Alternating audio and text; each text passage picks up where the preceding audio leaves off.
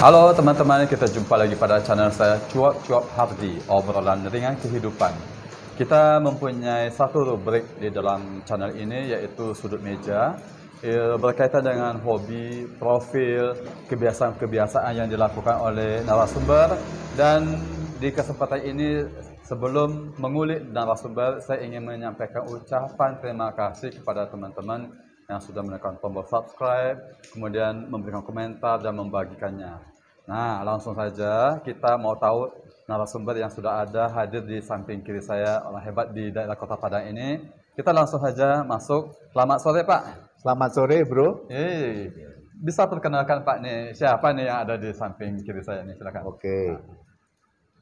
Orang tua saya memberi saya nama Yakobus Sumarban. Ya. Saya dilahirkan 21 Desember 1949. 49? Ya. Oke. Jadi sudah jalan 75 tahun. Lalu asalnya dari mana nih, Pak? Saya dari daerah Bantul, Yogyakarta. Pasti ada kisah nih pemirsa, kenapa dari Jogja bisa sampai ke Padang ini. Ya. Oke. Lalu sedikit cerita nih masa lalu ketika masih kecil ini di mana sekolahnya gitu, silakan. Oh, saya itu dari desa, namanya daerah Kelurahan Donotirto, Kapanewon Kretek. Nah, kabupatennya Bantul. Maka saya dulu sekolah di SD Kretek, yaitu Kretek 1. Kemudian selesai SD, melanjutkan di SMP. SMP swasta yang lokasinya di SD itu juga, yang namanya SMP Budi Dharma. Tamat SMP? Tamat. Waktu itu pelajaran sampai 4 tahun. Mengapa? Karena setelah G30 SPKI itu sekolah ditunda 1 tahun lagi untuk ujian. Kemudian tahun 1967 saya masuk ke SPG Pangudiluhur. SPG Pangudiluhur yang ada di Yogyakarta? Yang ada di Yogyakarta. Bersama mertua Anda, Pak Petrus Sarijo. Itu tamat tahun berapa, Pak? Tamat tahun 1969. Nah, berarti dari SPG inilah yang kemudian membawa Pak Marban ini sampai ke sini gitu? Ya, cerita jadi dong. Begini, sebelum tamat itu biasanya ada tawaran dari sekolah-sekolah Katolik di seluruh Indonesia. Berarti beken nih SPG Pangudiluhur ya. Ada dari Papua, ada dari Kalimantan Barat, dan ada yang dari Jawa. Nah, kebetulan waktu itu Keuskupan Padang menawari siapa yang mau menjadi guru di Keuskupan Padang. Maka kebetulan kami bertujuh, ya, karena kalau menjadi guru di Jawa atau di dekat, itu kurang ada tantangan. Wow, ini semangat anak muda juga nih, suka tantangan ya. Oke, lanjut. Maka kami milih yang jauh. Maka waktu itu Keuskupan Padang. Kami bertujuh, yaitu saya, kemudian Idris Dartono, kemudian mertua Anda Pak Petrus Sarijo, kemudian Pak Agustinus Tukiyo, kemudian Kosmas Damianus Suwandi, 5, Kasih Hadi, Martinus Kasih Hadi, kalau tidak salah Wagio, sudah berapa? 7 ya. Nah, jadi waktu itu ada kesepakatan di antara nama-nama yang Pak Marban sebut tadi itu, kita mau challenge nih tempat yang ada tantangannya, yaitu di Keuskupan Padang. terima waktu itu, tantangan itu? Ya, pokoknya kami di Padang. Oke. Belum tahu mau diletakkan di mana. Oke. Nah, maka kami datang ke sini dan kami sampai di Padang ini adalah pertengahan Desember tahun 1969. 69 berarti hampir 55 tahun yang lalu nih, Pak. Ya, maka kami juga ini disambut di sini. Kami tidur di sini bersama anak-anak asrama Santo Yusuf. Di posisi di mana kita berada sekarang ini disebut apa? Daerah Padang Baru, ada Ya. gereja di sini, gereja Paroki Santo Fransiskus Assisi Padang begitu. Jadi boleh dikatakan di mana kita berada sekarang ini penuh kenangan dengan oleh Pak Marban ya, Pak? Iya, kami pertama kali datang langsung diantar ke sini, ke Paroki Santo Fransiskus Assisi. Menginap beberapa lama di sini, Pak? Sampai akhir Desember. Karena waktu Desemberan kami ikut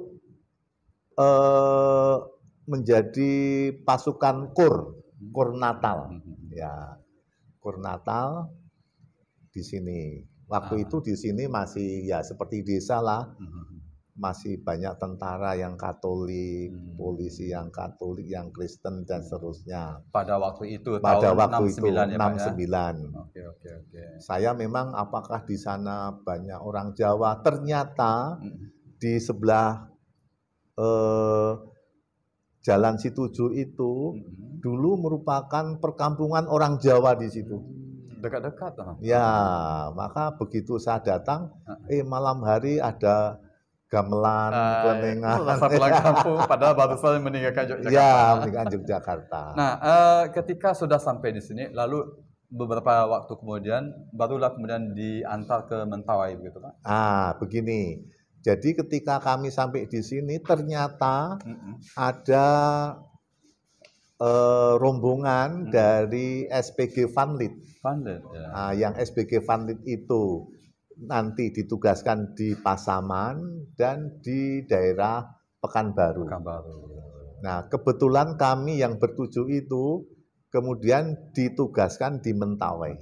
Semuanya ke Mentawai. Semuanya. Jadi pada waktu itu ada dua dari alumninya, satu SPG Panggudi Luhur, Jogja, dan satu di Vanlit. Muntilan ya? Muntilan, Oke. ya betul. Sementara yang untuk yang Vanlit ini daerahnya adalah Pasaman dan di Pekanbaru. Ya. Nah, khusus untuk Panggudi Luhur ini khusus ke Mentawai. Bapak ditentukan atau milih nih mau di mana gitu? Begini, saya juga nggak ngerti. Waktu itu teman-teman dipanggil. Waktu itu yang menjadi pastor paroki di sini adalah Pastor Grapoli. Grapoli yang juga merupakan wakil uskup di sini. Kemudian ternyata teman-teman kami yang bertujuh itu dipanggil. Mereka ditanya milih mana. Mereka milih di Sikabaluan. Walaupun pada waktu itu belum tahu nih seperti apa Sikabaluan. Belum. Ya, mereka milih. Katanya Sikabaluan lebih bagus katanya. Sisanya kami berdua, saya dan Idris Dartono, kami tidak memilih, terpaksa harus mengajar di Siberut. Artinya dari 7, 5 sudah mengatakan mau di Sikabaluan, maka sisanya 2 Bapak dan satu teman lagi ya, di sana. Nah, akhirnya berangkat menuju ke lokasi. Ya. Bapak sampai di mana waktu itu, Pak? Di Muara Siberut. Akhir 1969 itu kami berangkat dengan kapal Santa Maria, yaitu kapalnya Keuskupan Padang. 1 malam 12 jam, kemudian sampai di Siberut, kemudian kami merayakan tahun baru di Siberut. Nah, jadi waktu itu 7 orang ini dibawa dengan kapal Santa Maria. Lebih dahulu tiba di Siberut? Enggak. Yang ke Sikabaluan kapal lain. Oh, kapal lain. Ya, kapal penumpang umum. Sementara yang untuk ke Siberut ini 2 kapal Santa Maria ya. Khusus. Apa yang Bapak dapati pertama kali sampai ini? Mungkin suatu hal yang asing, sama sekali asing begitu ya. Di Siberut. Ya. Di Siberut waktu itu memang dari sini mereka ditakut-takuti. Awas ya, masih primitif mereka dan sebagainya. Tapi kami tenang-tenang saja kan. Ya, ya. Nah, ternyata ketika sampai di Siberut, itu waktu itu ada orang yang berkelahi. Nah, berkelahi kan di sana pakai ini parang ya, parang. Mereka mengapa tahu? Karena yang masih hidup, yang luka-luka itu dibawa berobat ke susteran Muara Siberut. Sudah kena berdarah-darah lah gitu ya. ya. Itu adalah pemandangan yang pertama kali Bapak lihat ketika ya. pertama kali sampai. Ya. Berdarah-darah. Semakin takut nih, benar kata dari Padang itu. Ya, tapi saya kan waktu itu saya nggak takut juga, Masih anak-anak ya, muda, berdarah masih muda anak itu muda waktu itu ya. Apalagi dengan challenge itu tantangan ya. itu ya. Nah, lalu pertama kali Bapak ngajar di mana? Saya oleh pastor PKT, kepala paroki Siberut, waktu itu diminta untuk menjaga asrama putra. Asrama putra. Banyak penghuni ya Pak? Banyak. Selain mengawasi, menjaga asrama putra, mengajar di SD. Mengajar di SD. Ya. SD Santa Maria ya? Santa Maria, kelas 2 saya. Coba baru datang mengajar anak-anak SD kelas 2, berarti saya juga harus belajar bahasa daerah ya. Bahasa setempat supaya mereka mengerti. Ya, jadi campur. Tapi yang di kota itu kan sudah bisa bahasa Minang, bahasa Indonesia, sudah biasa. Berapa lama Bapak mengajar di SD Santa Maria Muara Siberut itu Pak? Saya selama 2 tahun, karena saya berpikir kalau saya di sini hanya di kota, kemudian nanti misalnya saya meninggalkan Siberut, saya nggak ngerti daerah seperti apa. Maka kemudian saya menghadap pastor paroki, pastor kalau boleh tugaskanlah saya di kampung di mana saja. Orang lain cari di perkotaan, ini malah di kampung. Ya, maka pastor juga heran. Yakobus. Unik ini ya, Pak. Bagaimana orang minta bertugas di kota, tetapi kamu malah ingin pindah ke kampung. Disetujui. Akhirnya ditempatkan di mana Pak? Saya waktu itu ditempatkan di Sarogdok. Oh, Sarogdok. Tapi sebelumnya saya di Ugey dulu, beberapa waktu. Sebelum Rogdok itu mana itu? Madobak. Jadi kalau misalnya dari Muara Siberut berarti Rogdok, Madobak, Ugey. Ya, Madobak dulu, kemudian ke Sarogdok. Kadang-kadang saya di Ugey. Mengajar di mana Bapak waktu itu? Di Sarogdok. Maksudnya berarti SD filial dari Santa Maria itu? Hanya sampai kelas 3. Ya, karena kelas 4 kan langsung pada umumnya pindah. Berapa lama Bapak dikatakan pelosok itu ya? Saya di Rogdok itu selama 6 bulan. 6 bulan. Karena kemudian teman saya Antonius Mulyadi, almarhum, itu dikirim ke menemani saya. Kemudian setelah itu saya dipindah ke Matotonan, yang lebih jauh lagi. Berarti sudah sampai di ujung sana rupanya. Masih di SD Santa Maria Filial juga. Berapa lama di Matotonan ini Pak? Matotonan sampai akhir 72. Jadi pemirsa, percakapan kami ini seakan flashback lagi, mengingat lagi masa lalu dari Pak Marban, dan boleh dikatakan dalam hal ini Pak Marban masih mempunyai memori yang kuat untuk mengingat masa-masa lalu itu ya Pak.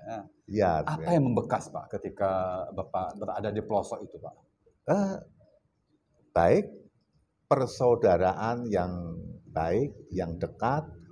Ya, memang sebelumnya orang mengatakan di sana itu begini, begitu, begini, begitu. Tetapi ketika saya terjun di sana, ya justru baik masyarakatnya.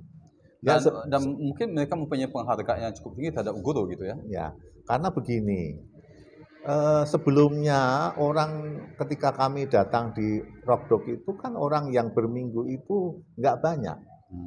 Nah, ketika kami bertugas di sana, kemudian mengajar, setiap minggu penuh gereja.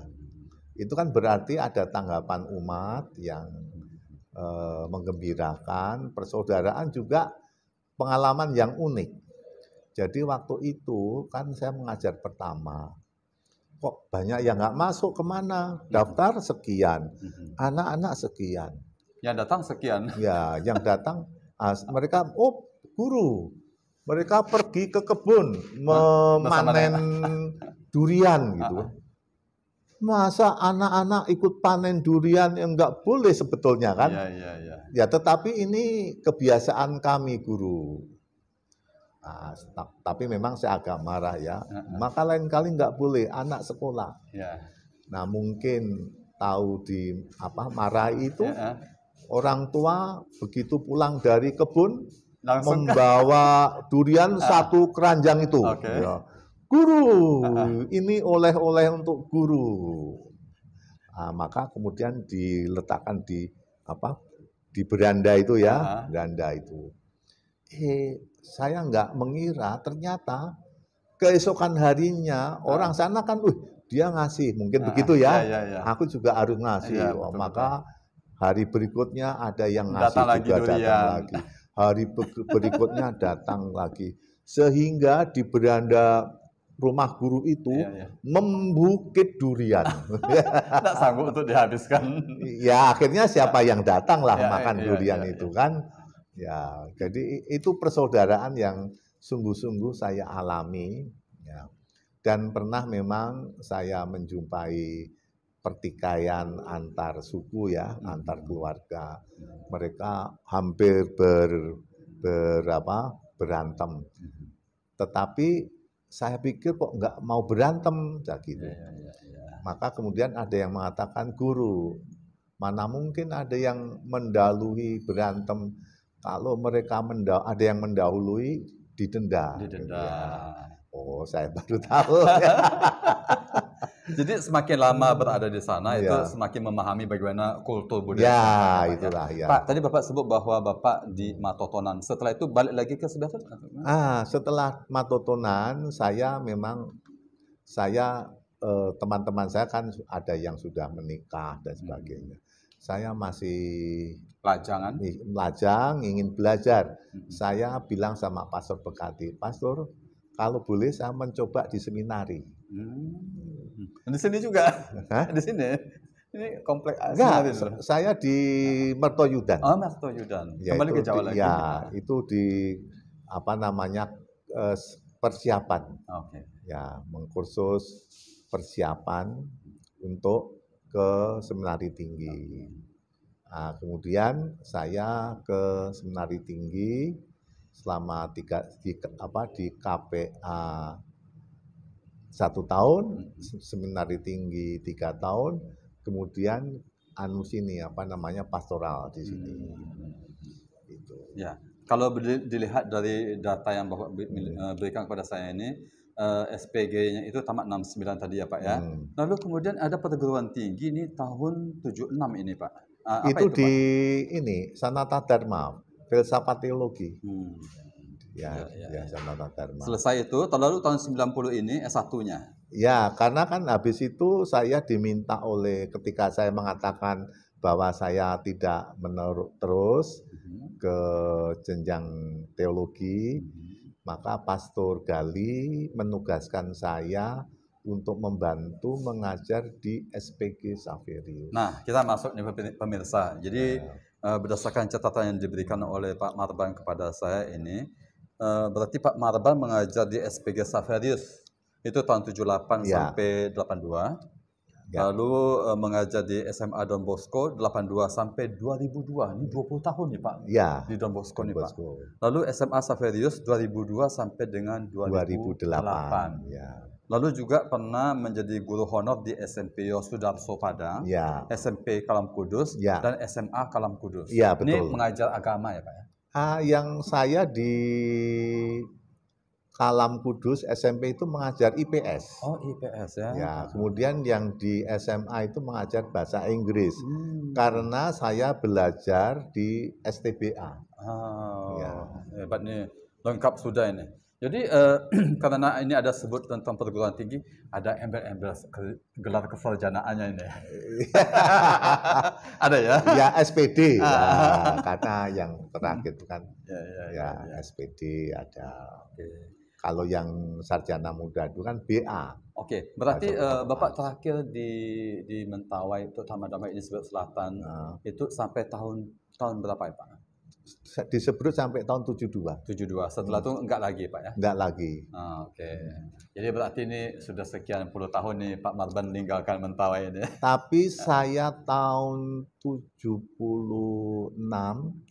itu pernah menjenguk di Mentawai.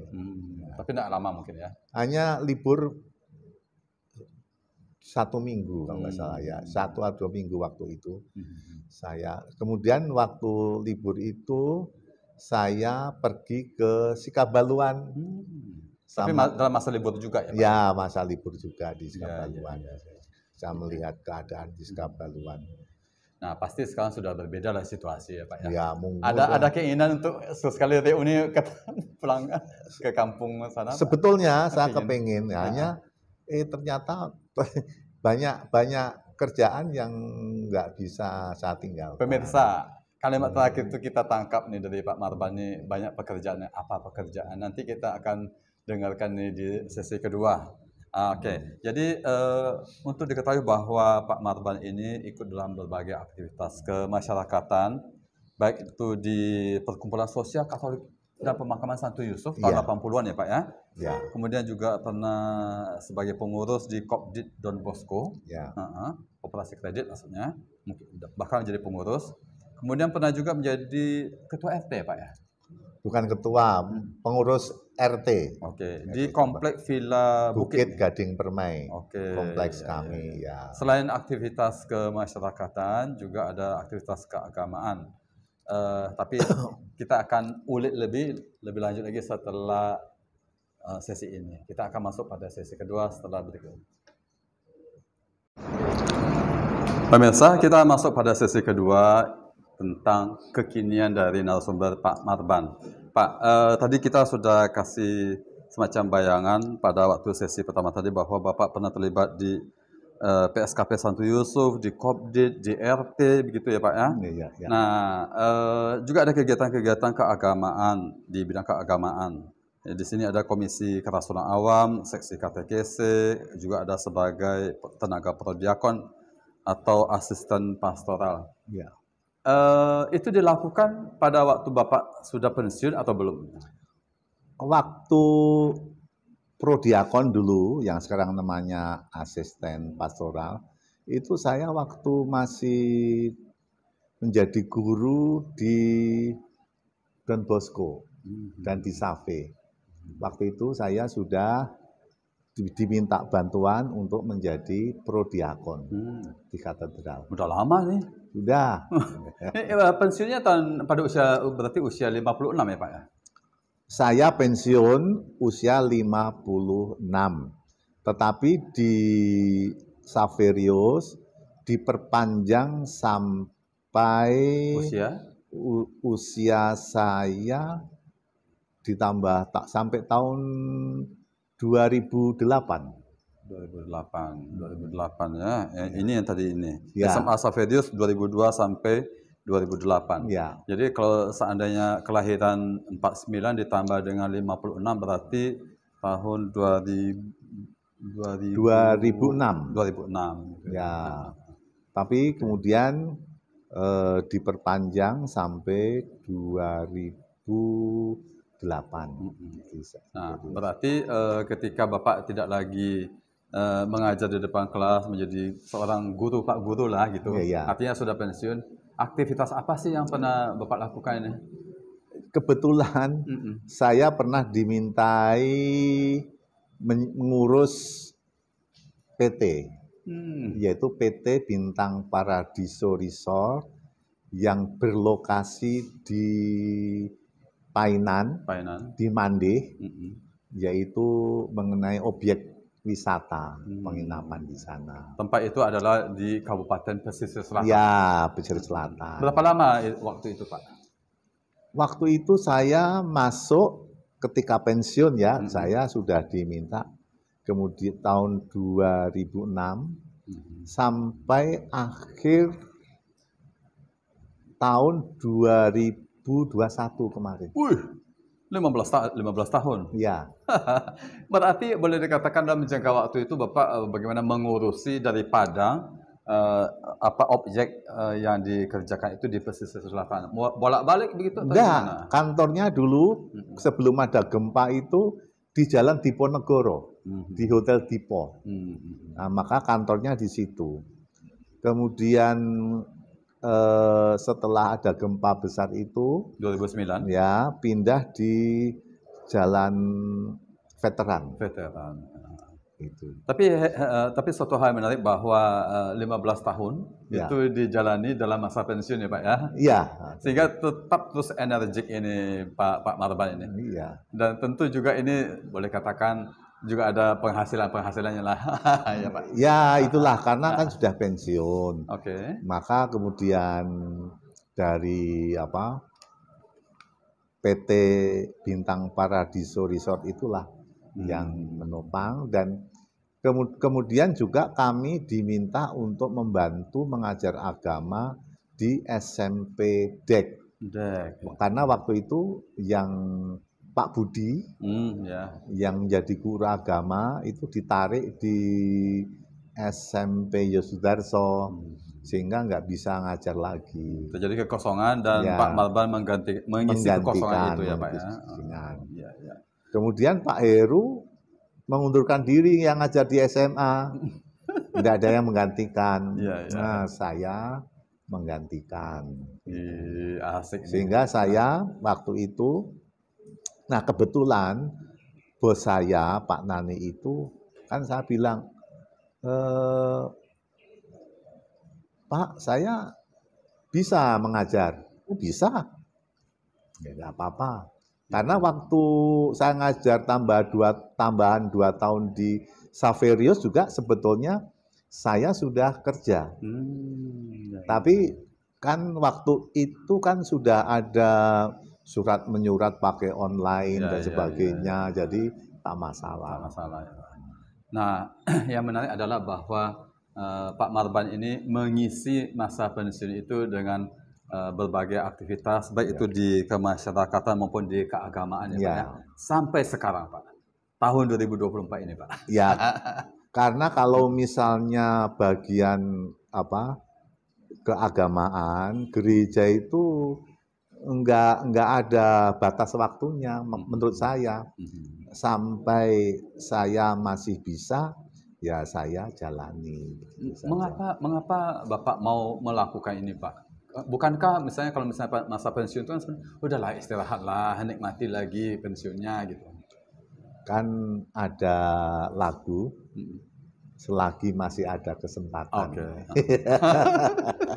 Hidup ini adalah kesempatan. Oke. Ya. Betul-betul itu dihayati. Ya. Oke. Lalu kita akan masuk pada bagian akhir nih Ya. Pak. Jadi ada seabrak nih kegiatan-kegiatan yang masih Pak Marban lakukan sampai dengan sekarang ini ya Pak. Apalagi usia sudah berkepala 7 nih. Ya. Mau masuk 75 atau jalan 75 gitu ya. Jalan 75. Itu ya. Jadi dari apa yang Pak Marban jalani selama ini, kalau kita runut lagi ketika masa lalu, mulai dari Jogja, Mentawai, kemudian sampai akhirnya di Padang ini. Nah, kiranya apa ya yang bisa kita dapatkan nih dari Pak Marban, dari apa yang telah dilakoni Pak Marban selama ini? Ya, saya merasa bahwa dengan melakukan aktivitas sehari-hari, terutama sebagai warga gereja, sebagai anggota gereja yang juga merasa diutus, ya saya juga harus tetap menjalankan aktivitas, membantu. Karena gereja kan artinya bergerak. Kalau setiap anggota gereja itu duduk, maka gereja nggak akan berjalan, nggak akan maju. Pemirsa, mungkin perlu juga ditambahkan informasi, Pak Marban ini juga punya anak 3 orang. Ya, Ini catatannya, 1 istri. ya. Cucu belum lagi, Pak? Cucu sudah 2, Mm-mm. yang 1 di Payakumbuh, Mm-mm. yang 1 di Bali. Mm. Kebetulan anak kandung saya 2, yang adopsi 1. Ya. Ya. Yang adopsi sekarang di Bali, Mm-mm. punya anak 1. Oke, baik. Kita sampai pada bagian akhir, Pak, Ya. semacam pernyataan penutup, closing Ya. statement, Pak. Mungkin ada sesuatu yang mungkin mau disampaikan oleh Pak Marban. Silakan, Pak. Kebetulan saya itu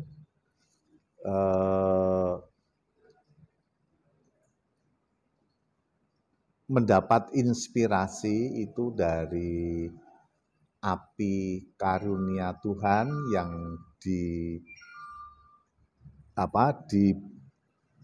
diajarkan oleh Bapak Kardinal setiap hari Senin, ya, bahwa terakhir itu mengenai Matius bab 20, bab 28 ayat 16 sampai 20, ya, bahwa ketika Yesus bangkit itu ternyata murid-muridnya datang, ada yang menyembah, ada yang ragu-ragu. Kemudian murid-murid itu berdasarkan kuasa Yesus yang bangkit diutus untuk mewartakan kabar gembira, kabar keselamatan kepada semua orang. Dan Yesus berjanji akan menyertai barang siapa yang melaksanakan perutusan itu. Maka karena berdasarkan apa yang disampaikan dalam Injil Matius itu, maka saya merasa bahwa saya tidak boleh tinggal diam. Saya tidak boleh tinggal diam. Ya. Itu kata kuncinya, ya. Ya. Saya tidak boleh tinggal diam. Saya harus ikut berpartisipasi dalam pengembangan karya keselamatan Tuhan. Baik, pemirsa, ada awal, ada akhir, ada mulai, ada selesainya. Ya. Terima kasih banyak kepada Pak Marban. Sebenarnya untuk mendapatkan waktu yang cocok ini sudah beberapa kali pergeseran-pergeserannya, Pak, ya. Karena ada faktor cuaca lah. Tapi akhirnya jadi juga kami berbincang-bincang di sini di Dapur Misi. Dapur Misi, di mana lokasi kami berwawancara sekarang ini, di salah satu ruang milik dari Paroki Padang Baru atau Paroki Santo Fransiskus Assisi. Teriring ucapan terima kasih banyak kepada Pak Marban yang telah meluangkan waktunya, Pak. Sama-sama. Kami juga terima kasih atas undangan ini. Ya. Semoga dari percakapan-percakapan tentang masa lalu, masa kini dari Pak Marban ada poin yang kiranya menarik perhatian kita dan menjadi pembelajaran bagi kita bersama. Yang terakhir tadi menjadi closing statement-nya tadi, Pak. Saya tidak boleh tinggal diam. Tidak boleh berdiam diri. Tidak boleh berdiam diri. Sekian dan terima kasih. Selamat sore.